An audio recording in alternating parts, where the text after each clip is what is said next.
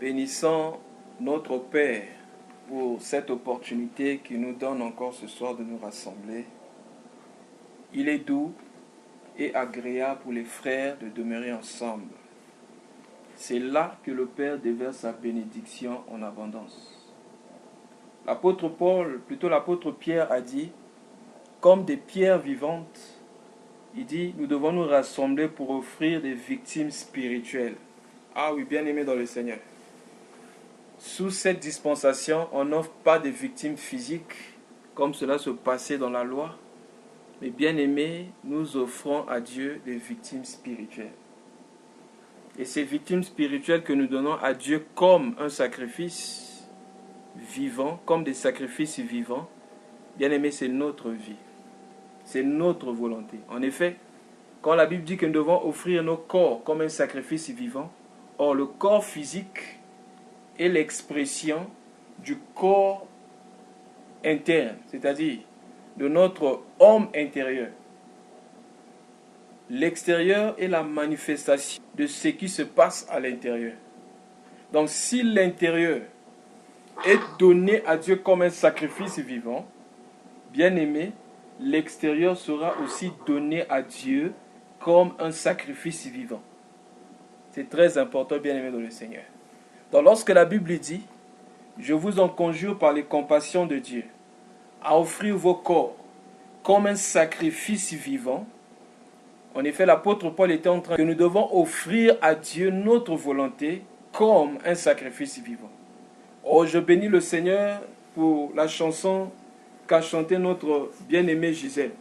Oui, prends tout ça. Le secret de la vie chrétienne, c'est de tout donner à Dieu. C'est par là que nous allons commencer. Puisque nous sommes en train de parler de voir Jésus, nous sommes en train de parler de « je veux être comme Jésus ». Alors nous allons voir le secret de la vie de Jésus-Christ. Commençons par Jean chapitre 10. Non, excusez-moi. Oui, prenons Jean chapitre 10, le verset 17. Et nous prendrons aussi Jean chapitre 17, le verset 10. Donc nous allons prendre Jean chapitre 10, le verset 17 et Jean chapitre 17, le verset 10. C'est facile, non? La première partie, c'est le chapitre, la deuxième, le verset. Et le deuxième verset que nous prenons, on considère le chapitre d'avant et le verset d'avant. Bien-aimés dans le Seigneur. Chapitre 10, verset 17, et nous lisons Jean chapitre 17, le verset 10. Pas 17, 17, mais Jean chapitre 17, le 10, et Jean chapitre 10, le verset 17. Je reprends? Voilà, merci. Je lis la parole dans Jean chapitre 10, verset 17. Ensuite, je lirai dans Jean chapitre 17, le verset 10. Voici ce que la parole de Dieu dit. Nous sommes toujours en train de parler de ce être comme Jésus. Et nous parlons de les caractéristiques de ceux qui attendent le Seigneur Jésus-Christ. Et nous parlons de je veux. Je lis la parole dans Jean chapitre 10, le verset 17. La Bible dit, parce que je donne ma vie afin de la répondre. Je vais maintenant lire Jean chapitre 10, le verset 10. Voici ce qui est écrit. Et ce qui est à moi est à toi. Et ce qui est à toi est à moi. Je suis glorifié en eux. Amen. Mais lorsque nous lisons ces deux passages, bien aimés, nous avons comme l'impression que ces deux passages sont la même chose. Et ici, le Seigneur Jésus nous révèle l'amour du Père pour lui. Il dit, pourquoi le Père l'aime? Il dit, si le Père m'aime, parce que je donne ma vie pour les brebis, et plutôt c'est parce que je donne ma vie. Et il dit, et tout ce qui est à moi est à toi. Et tout ce qui est à toi est à moi. Et le Seigneur Jésus dit tout ce qui est à moi. Pour comprendre cela, nous allons prendre le livre Thessaloniciens chapitre 1 Thessaloniciens chapitre 5. 1 Thessaloniciens chapitre 5 et nous allons lire à partir seulement un seul verset, chapitre 5, nous lisons le verset 23. Voici écrit. Que le Dieu de paix vous sanctifie lui-même tout entier et pour être l'esprit, l'âme et le corps soient conservés irrépréhensibles lors de l'avènement de notre Seigneur Jésus-Christ. Donc, lorsque le Seigneur Jésus, dans sa prière, disait ici, « Père, tout ce qui est à moi est à toi », il était en train de dire, « Seigneur, je t'offre en sacrifice tout ce que j'ai. Je t'offre en sacrifice mon esprit, mon âme et mon corps. » Et voilà, bien-aimé, le secret de la vie de notre Seigneur Jésus-Christ. Si le Seigneur Jésus-Christ était toujours victorieux, s'il était toujours victorieux, et s'il dominait toujours sur le péché, et il savait toujours répondre, bien-aimé, à ceux qui lui cherchaient des problèmes, le Seigneur Jésus avait offert à Dieu son corps, son esprit et son âme. Vous savez, souvent nous manquons beaucoup de choses parce que nous pensons que nous pouvons gérer certaines parties de nos corps. C'est parce que nous pensons que nous pouvons gérer certaines parties de nos vies. On va dire par exemple, Seigneur, je te donne mon âme ou encore je te donne mon esprit, mais concernant mon corps, je fais de mon corps ce que je veux. Bien-aimé dans le Seigneur, ce n'était pas ça le cas ou encore la condition ou la détermination, bien-aimé, de notre Seigneur Jésus-Christ. Le Seigneur Jésus avait appris à Dieu parce qu'il savait que tout ce qu'il avait reçu venait de Dieu. Bien-aimé dans le Seigneur, des choses qui m'a toujours marqué. Il dit, ce que nous te donnons, c'est ce qui... Il dit, nous ne te donnons que ce qui vient de ta main. Bien-aimé dans le Seigneur, tout ce que nous donnons à Dieu, que ce soit l'argent, que ce soit la force, toutes ces choses, nous les recevons de Dieu. Mais dans le Seigneur, ces choses soient conservées en sécurité, il nous faut prendre ces choses à Dieu. Gloire au Seigneur. Bien-aimé, lorsque nous remettons à Dieu ce que Dieu nous donne, nous expérimentons ce qu'on a formation, nous expérimentons la multiplication. Je bénis pour le passage que le bien-aimé, je crois que c'est dans le livre d'Exode chapitre 17, où on parle du bâton. Bien-aimé, c'est un bâton miraculeux. Parce que, bien-aimé, la Bible dit à un moment donné, le peuple d'Israël commençait à douter de l'autorité, mettre en doute l'autorité de Moïse. Et comme le peuple mettait en doute, Dieu va déclarer à Moïse en disant, demande à tous les enfants d'Israël, de chaque tribu, qu'on puisse écrire le nom de chaque tribu sur bâton. Et vous allez bâton là, dans l'arche. Mais le bâton qui fleurira, c'est le bâton de celui qui sera le leader. Ils prirent les bâtons et les placèrent, je crois que c'est dans Lévitique 7, verset 8 à. Donc, ils placèrent, bien-aimés, le bâton, bien-aimé, dans l'arche de l'alliance. Et lorsqu'ils sont revenus le lendemain, ils ont remarqué qu'il n'y avait qu'un seul bâton qui avait fleuri. Bien-aimé, sans racine, se planter. Mais bien-aimé, ce bâton, bien-aimé, avait fleuri. Or, ce bâton est l'image de celui qui allait venir. Il y a plusieurs bien-aimés religions. Il y a plusieurs leaders spirituels. Plusieurs dieux morts. Tous ces leaders sont morts. Et personne n'est revenu à la vie. Qu'un seul bien-aimé qui était de mort. Voilà pourquoi il pouvait dire dans le livre d'Apocalypse, j'étais mort. Lui parle de sa mort en passé. J'étais mort, mais je l'éternité. Bien-aimé dans le Seigneur. C'est lorsque nous nous mettons, bien-aimés, nous recommandons nos vies entre les mains du Seigneur. Bien-aimés, nous nous recommandons entre les mains du Seigneur. Et que nous sommes dans l'arche de l'alliance en Jésus-Christ, que nous expérimentons la multiplication. Bien-aimés, ce bâton est resté, bien-aimé, comme ça. Mais pendant leur parcours, jusqu'à ce qu'ils soient arrivés, bien-aimés, à Cana, ce bâton était comme ça. Il y avait toujours des fleurs sur le bâton. C'était des fleurs qui ne flétrissaient point. Parce que, bien-aimés, ces fleurs se trouvaient, bien-aimés, en présence du Dieu Tout-Puissant. Bien-aimés dans le Seigneur.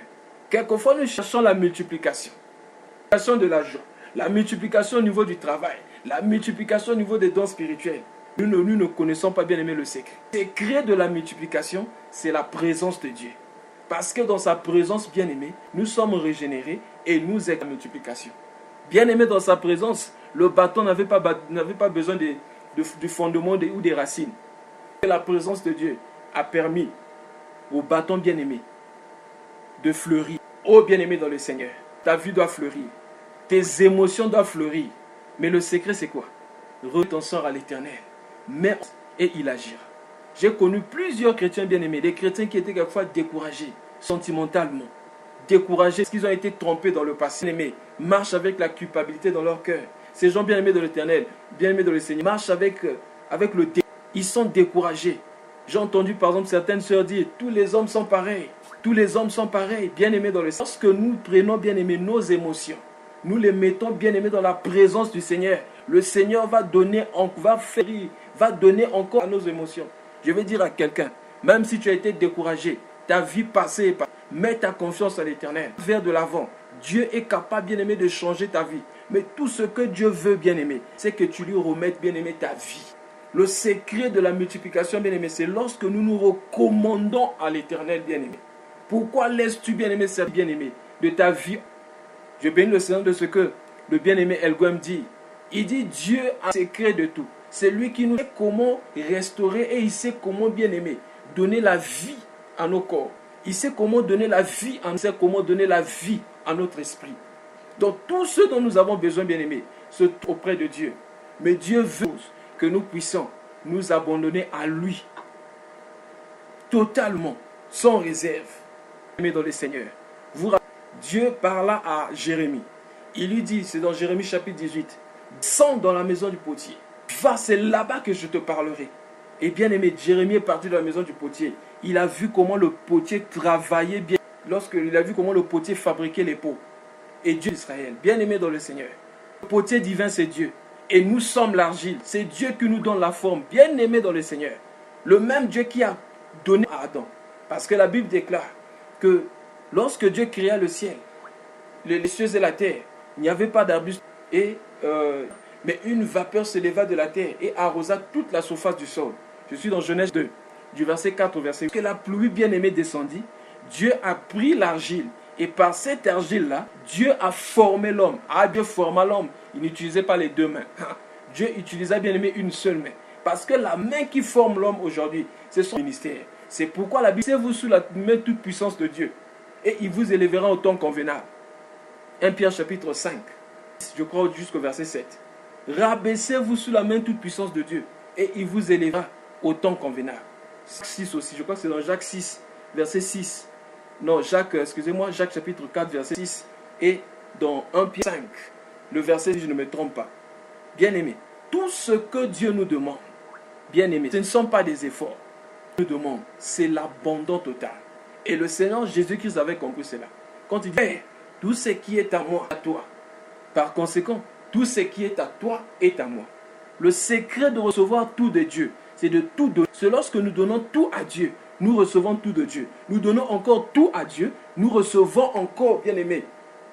Et ainsi de suite. C'est bien-aimé dans le Seigneur. Voilà pourquoi apprenons, bien-aimé, ces choses.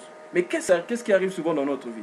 À peine reçu une bénédiction de la part de Dieu, nous oublions, bien-aimé, notre source de prévenance. Et la bénédiction devient une source, bien-aimé, d'égarement ou encore de malédiction. Pourquoi? Parce que nous n'avons pas compris, bien-aimé, le lieu où nous nous trouvons en sécurité. Le lieu de la sécurité, bien-aimé, c'est dans la présence de Dieu. J'ai vu des gens, lorsqu'il n'était encore rien dans le monde, ces gens cherchaient le Seigneur. Ces gens marchaient avec le Seigneur. Bien-aimé, lorsqu'ils ont été, par exemple, promus à un poste plus élevé, au lieu de faire confiance au Seigneur, ils se sont tournés vers les tradis praticiens, ces sorciers, vers les marabouts, pour chercher la protection. Ils ont oublié que c'est Dieu qui les a... Oh, bien-aimés dans le Seigneur, lisons un peu l'histoire de ces 10 lépreux. Et dans cette histoire, bien-aimée, quelque chose. Le livre de Luc chapitre 17.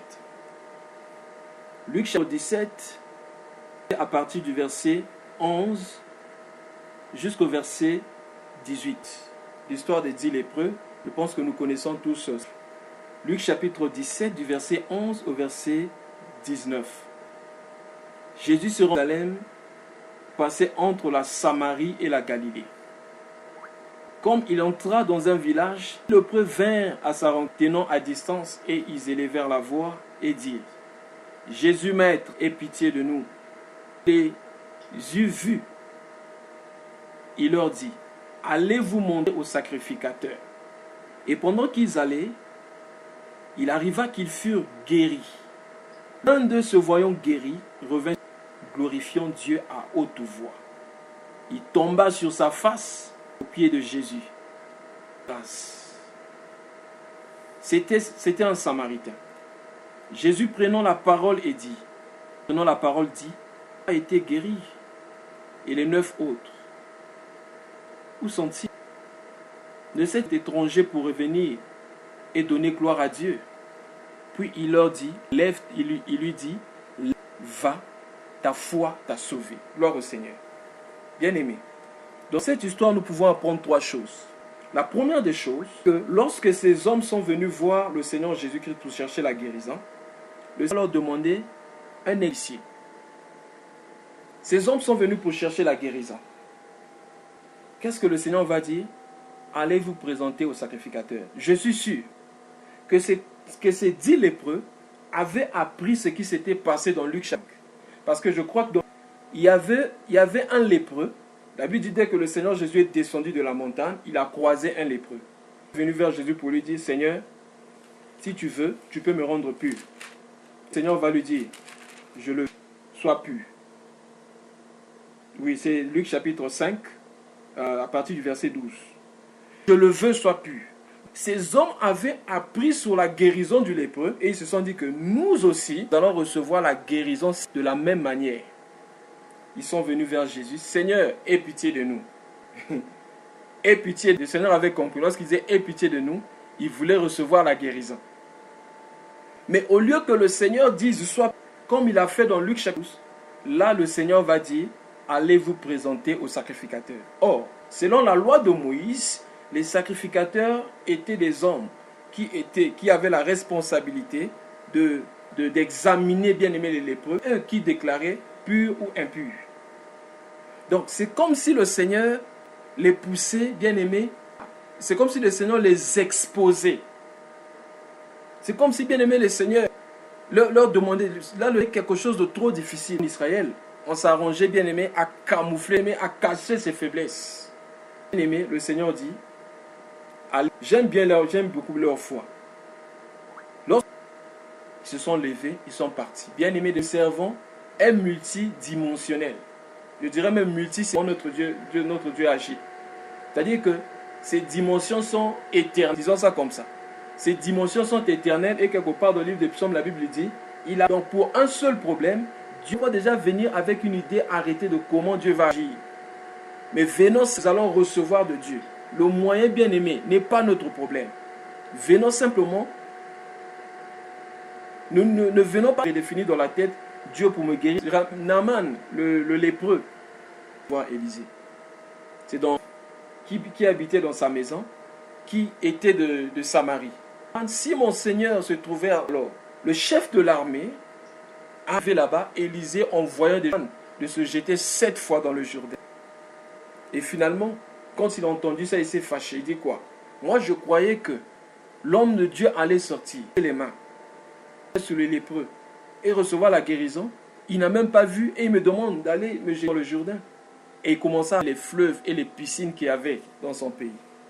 Alors que c'était bien aimé, modèle de Dieu.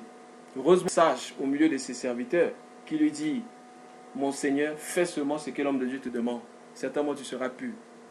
Le chef de l'armée avait été purifié de sa lèpre. Pourquoi? Parce qu'il a suivi, bien aimé, ce que le Seigneur avait dit. Bien aimé, le secret du miracle se trouve dans la parole de Dieu. La Bible dit, dans Psaume chapitre 107, 19 au verset 20, dans l'ordre, ils crièrent à l'Éternel.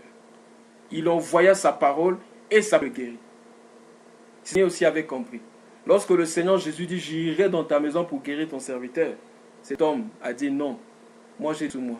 Quand je dis à l'un, quand je dis à l'autre, fais ceci, il fait. Va, il va, reviens, il revient. Mais toi, dis seulement et mon serviteur. La même chose s'est passée avec Pierre. Pierre a pêché toute la nuit, n'a pas pu avoir de poisson. Mais quand le Seigneur a rien, il dit, jette le filet du côté droit. Va en profondeur, jette le filet du côté droit. Et Pierre dit, sur ta parole, je jetterai le filet. Bien-aimé dans le Seigneur, le secret du miracle, le secret bien-aimé se trouve dans la parole de Dieu. Et c'est là qui crée la foi. Et ce qu'on entend vient de la parole de Dieu. Quand Dieu déclare quelque chose, bien-aimé, ne cherche pas à réfléchir. Ne viens pas déjà, ne sois pas cartésien, ne viens pas avec tes propres pensées. Parce que, bien aimé, Dieu a plusieurs façons de faire. Alors, ces hommes-là, et ils sont partis. C'était difficile pour eux, bien aimés. Parce que c'était un risque. Pourquoi? Parce que s'ils arrivaient chez le sacrificateur, peut-être que ces gens camouflaient leurs péchés, le sacrificateur allait révéler leurs faiblesses. Mais bien, ils sont partis. Bien aimés dans le Seigneur.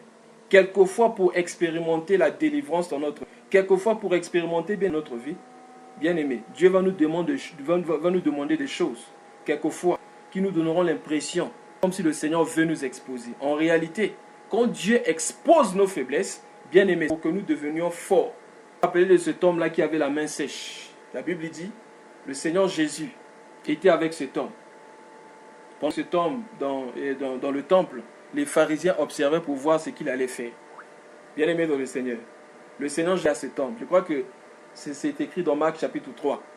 Le Seigneur Jésus va demander à cet homme, mets-toi là au milieu. Oh bien aimé dans le Seigneur, lorsqu'on a une faiblesse, on n'aimerait pas que cette faiblesse soit connue des hommes. Généralement, on cherche à cacher nos faiblesses. On ne veut pas qu'on remarque nos faiblesses. Mais la méthode du Seigneur pour nous guérir de nos faiblesses, bien aimé, c'est d'exposer ces faiblesses. C'est pourquoi la Bible dit, dans Proverbes chapitre 28, le verset 13, celui qui cache ses transgressions ne prospère point, mais celui qui les avoue et les délaisse obtient miséricorde. Lorsque cet homme a tendu sa main, a montré sa faiblesse, bien aimé dans le Seigneur, il a été guéri. Quelquefois, bien aimé, il peut arriver qu'on ait confessé à Dieu. On n'a pas reçu le pardon. Quelquefois, Dieu veut que nous puissions exposer ce péché bien aimé, par exemple, à un frère ou à une soeur, à quelqu'un bien aimé qui est en Christ. Jacques dit, confessez donc vos péchés les uns, priez les uns pour les autres, afin que vous... Je crois que c'est dans Jacques chapitre 5, le verset 14 à 15 là-bas. Confessez vos péchés les uns les autres, priez les uns pour les autres, afin que vous soyez guéris. Bien aimés dans le Seigneur. Quelquefois, pour expérimenter une délivrance, nous d'exposer les œuvres du malin, quelquefois dans nos vies. Et le diable va souffler à notre oreille. Ah non, mais si tu dis telle chose, quelle serait comment on appelle ça? Tu vas salir ta réputation. Quelle serait ta réputation en face de celui qui t'écoute? Non, mieux vaut cacher. Vous savez, lorsque la lumière vient, la lumière bien aimée, rien n'est caché. C'est pourquoi je prendrai un exemple. Vous êtes dans une maison, la nuit bien aimée. Quoi de lumière? Dans certains coins, par exemple comme mon pays, le Congo, Brazza, il n'y a pas de lumière. Si vous n'avez pas bien fermé la maison, vous serez rempli bien tic. Mais lorsqu'on allume, bien aimé, les moustiques fuient. Vous pouvez être dans une maison. Bien aimé, les cafards peuvent traîner. Mais lorsqu'on allume, les cafards fuient. Bien aimé, lorsqu'on apporte nos péchés, on met nos faiblesses devant Dieu. Nous les présentons à la lumière, bien aimé. Ces faiblesses-là, bien aimé, se transforment en force. C'est pourquoi, bien aimé, quand Dieu nous convainc de quelque chose, quand Dieu nous convainc de confesser un péché, bien aimé, n'hésitons pas. Confessez vos péchés. Confessons nos péchés. N'hésitons pas. Le diable est un menteur. Il est un menteur. Bien aimé dans le Seigneur, ces hommes sont partis. Et qu'est-ce que nous remarquons ici? Ils ont été tous guéris. Gloire à Dieu. Ce qui est le Seigneur Jésus-Christ, c'est bien aimé. C'est que lorsqu'ils sont arrivés, la Bible dit ils furent tous guéris chemin faisant. L'un d'eux se voyant guéri, revint sur ses pas, glorifiant Dieu. Oh, bien-aimé dans le Seigneur. Souvent, il nous arrive de demander beaucoup de choses à Dieu. Nous pouvons demander pendant 1 an quelque chose. Mais lorsque Dieu nous accorde cette chose, quelquefois c'est difficile de remercier Dieu. J'aime beaucoup ce qui est écrit ici. Vous allez remarquer, la Bible dit, l'un guéri revint sur ses pas. Ça veut dire quoi? La même distance que nous prenons pour attendre de Dieu, la même distance que nous parcourons dans la prière devait être la même distance, bien aimée, que nous devons pour revenir vers Dieu. Mais lorsque Dieu nous accorde la chose, bien aimé, nous nous prenons. L'homme est revenu, la Bible dit, sur ses pas. Ah, bien aimé. Pendant ces 100 mètres, tu demandais à Dieu, fais 100 mètres, bien aimé. Dis à Dieu. Et ce que j'aime ici, toujours, la Bible dit, revint sur ses pas, glorifiant Dieu, l'amour de Dieu dans sa vie. Quelquefois, bien aimé, pour votre témoignage. Quand on dit glorifier, dit à haute voix, c'est-à-dire que les hommes écoutaient ce que, bien-aimés dans le Seigneur, apprenons à le faire. Quand Dieu nous annonce cela, témoignons de l'amour de Dieu, disons ce que Dieu a fait dans notre vie, puisse l'entendre. Tomba sur sa face, aux pieds de son bien-aimé. Il y a un secret au niveau des pieds. C'est-à-dire que lorsqu'il tombe sur sa face, il se soumet, bien-aimé, sous l'autorité. Parce que ici dit, je ne suis pas capable d'enlever ses souliers, les lacets de ses souliers. Bien-aimé, Jean-Baptiste n'était pas digne de porter les sandales. C'est pour les sandales. Bien-aimé dans le Seigneur. Donc venir, bien-aimé, aux pieds de Jésus, c'est se soumettre sous l'autorité de Jésus-Christ. Le secret de Prodon, c'est bien-aimé, de soumettre cette autorité à Jésus-Christ. Qu'est-ce que je veux dire? Cet homme a reçu la guérison, venu vers Jésus, il a encore la guérison que Jésus lui a donnée, en déposant sa bien-aimée à ses pieds. En se soumettant bien aux pieds du Seigneur. Parce que cet homme avait compris le secret de la multiplication. Bien-aimé dans le Seigneur, qu'est-ce que Dieu t'a donné? La vie que Dieu t'a donnée. La beauté que Dieu t'a donnée. La force que Dieu t'a donnée. Prends ces choses, viens te soumettre à Dieu, dépose ça à tes pieds. Parce que bien aimé, c'est au niveau des pieds que nous trouvons notre force. Vous vous rappelez de cette femme dans laquelle la Bible dit sortir 7 démons. Cette femme, à un moment donné, pendant que Jésus était à table dans la maison de Simon le pharisien, la Bible dit que cette femme, au pied de Jésus, elle pleurait. Et elle essuyait, bien aimé, les pieds de Jésus avec ses pieds. Bien aimé, elle était en train de déposer sa gloire au pied de Jésus. Apprenons, bien aimé, à déposer notre gloire au pied de Jésus. Parce que lorsque on tombe de visage, bien aimé, lorsqu'on baisse le visage, bien aimé, d'enlever, bien aimé, notre ciel, les 24 vieillards se prosternèrent alors qu'ils avaient des couronnes, bien aimées. C'était pour dire l'agneau mérite d'avoir la couronne sur sa tête.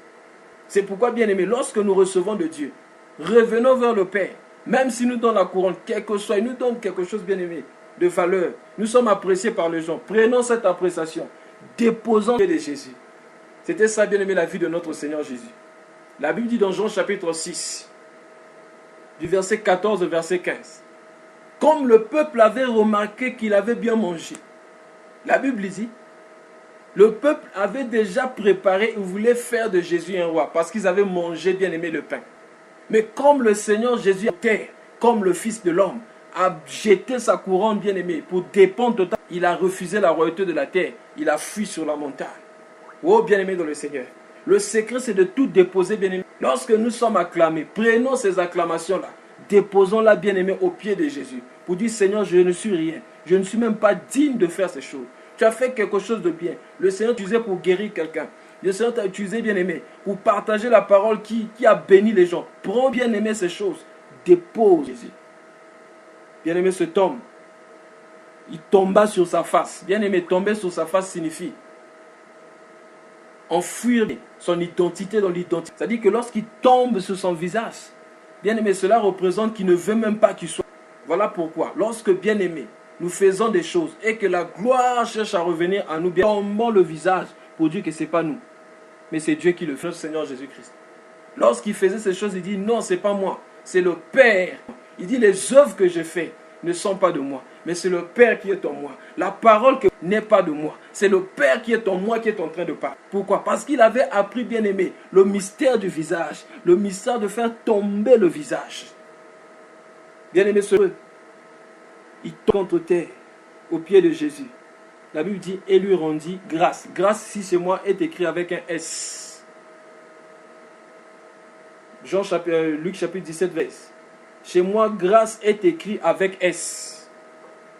Donc, c'était des actions de grâce. Parce que bien, il y a un secret dans les actions de grâce. Est-ce que vous savez, bien aimé dans le Seigneur, l'une des façons de glorifier le Seigneur, offrir à Dieu la reconnaissance.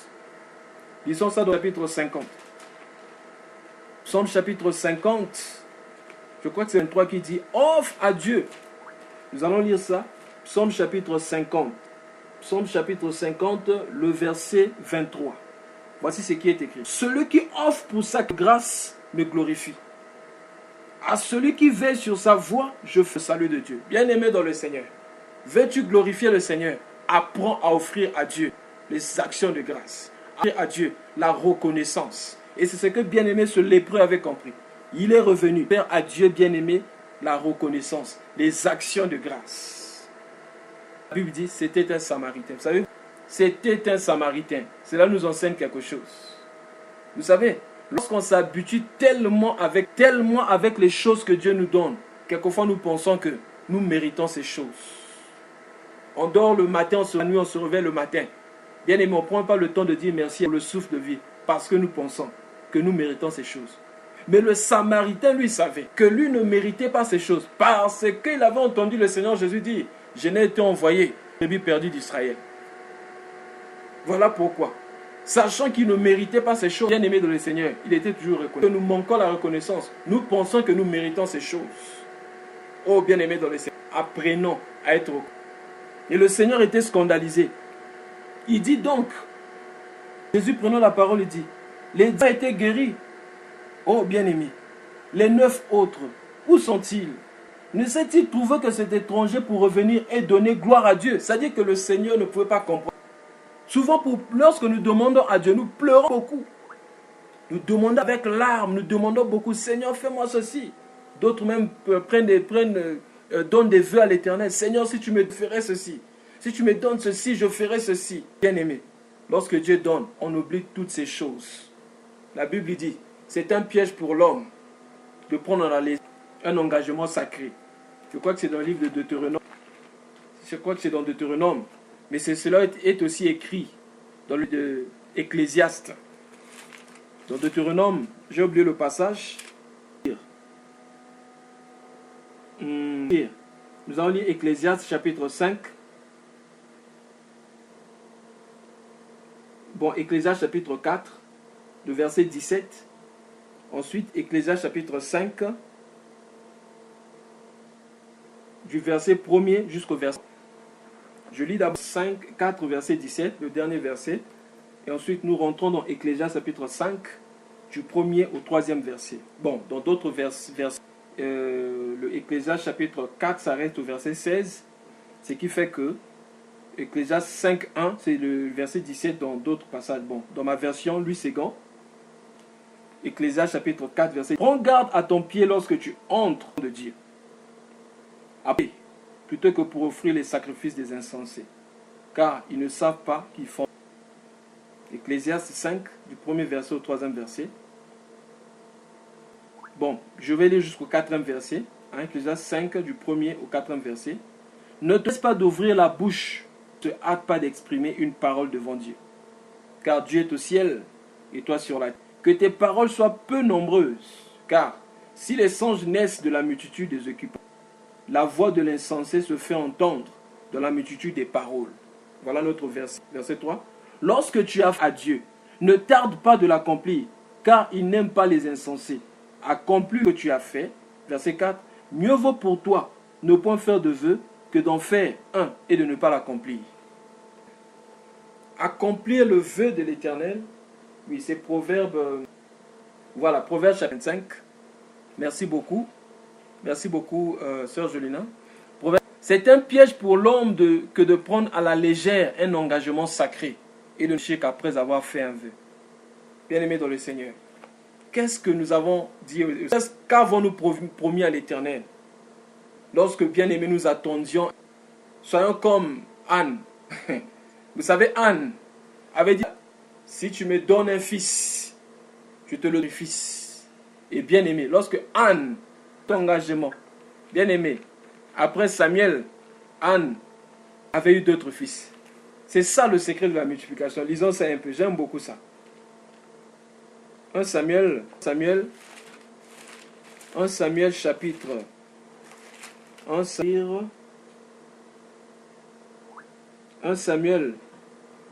1. On lit le verset 11.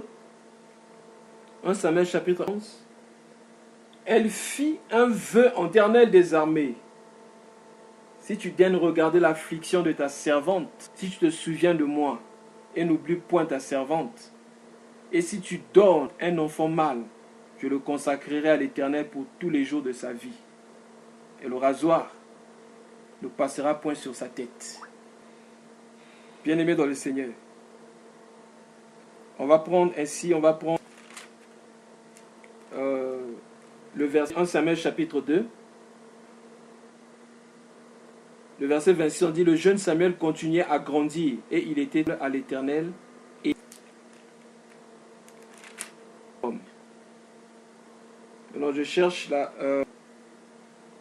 voilà. Le verset 1 Samuel chapitre 3. 1 Samuel chapitre 3. 1 Samuel chapitre 3. Je cherche où on parle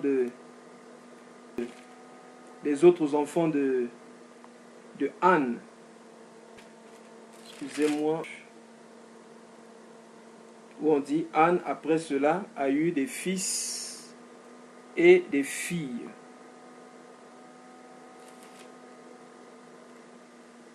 Ok.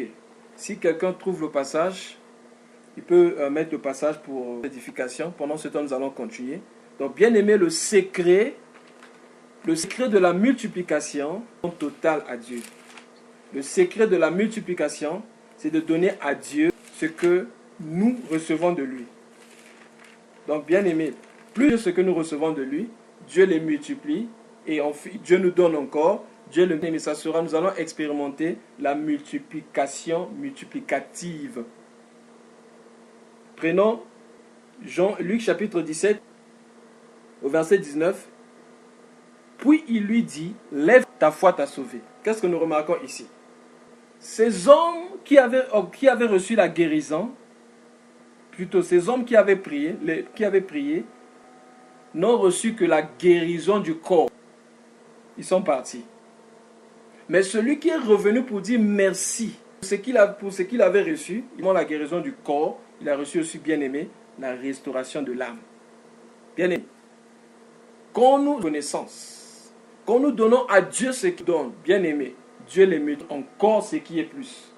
Vous savez, par définition, lorsque bien Dieu nous donne, que nous la sémons, bien aimé dans le Seigneur, le corps est toujours plus glorieux que le corps qui a été sémé. Une mangue sème le noyau. Par ce noyau, bien aimé, tu peux avoir des milliers, des milliards de manguiers. Ça veut dire quoi?